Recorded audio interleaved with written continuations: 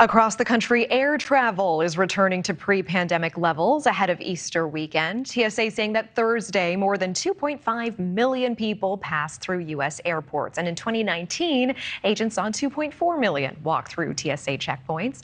The FAA forecasting that Thursday would be the busiest travel day of the holiday period, with more than 5,100 flights taking off across the country. But today will not be far behind. Right now, U.S. airline stocks, by the way, are low compared to the impressive start they had in the year.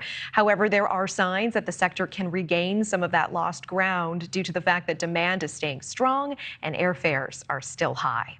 Joining me now is managing editor at The Points Guy, Clint Henderson. Clint, it's good to see you. Thanks for being here. Thanks for having me on. So we saw those Thursday TSA checkpoint numbers breaking pre-pandemic records. Is this a sign for a strong summer coming up? Absolutely. In fact, last summer we were calling it sold out summer. This year we're calling it sold out spring, sold out summer, and sold out fall. So travel demand has increased even further than the explosive demand we saw last year. You're seeing that reflected in TSA screening numbers. You're seeing that in the airlines adding flights around the world. You're seeing that in sold out hotel rooms, Airbnbs, et cetera, et cetera. So we're really seeing strong demand right now, and we expect that to continue through the remainder of the year, at least. Is the industry ready for this demand right now? Because we know there's that shortage in air traffic controllers expected to cause delays, mainly in D.C. and New York. When are airlines expecting to get back to regular staffing numbers across the board? Yeah, I wish I could say with a great deal of confidence that they're going to be able to handle the crowds this summer, but just last weekend we saw a complete meltdown when there were storms. So I don't think the airlines, air traffic control, passport screening offices, no one is staffed enough to handle the demand right now. And that's been the same story we've been talking about for the past couple of years. And I don't really see that changing anytime soon until demand drops again. And we're just not seeing any signs of it. People decided one of the things they wanted to do when they were cooped up at home during the pandemic was they wanted to travel, and they don't care how much it costs. They don't care how big the crowds are. They are traveling, and we're seeing that continue this year. Wow. Okay. Is there anything that we can do now to try to prepare for like a airline meltdown that may happen in the busy summer season? Yeah, you just really need to know your rights.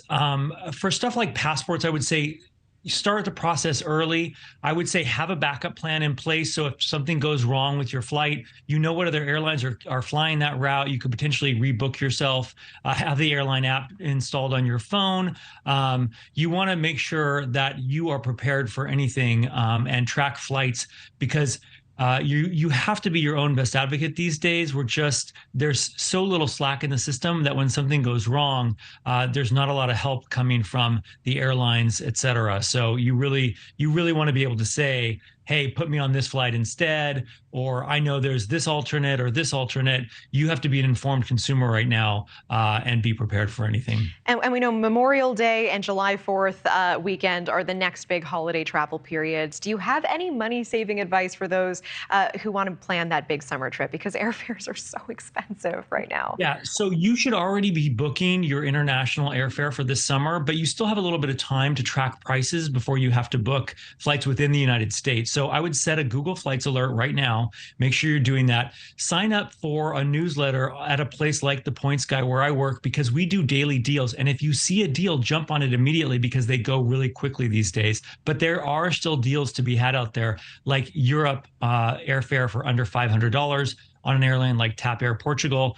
I tried to book a flight to Rome yesterday. $3,000 American Airlines wanted for a flight to Rome in June. So I'll use mine for that flight instead. I mean, please tell me that comes with your private suite and like cucumbers on your eyes and Coach.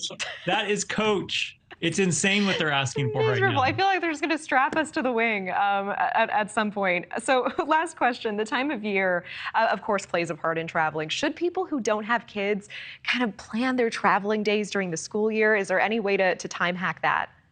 Absolutely. My favorite time to travel is late September, early October. The weather is still great. The crowds are gone.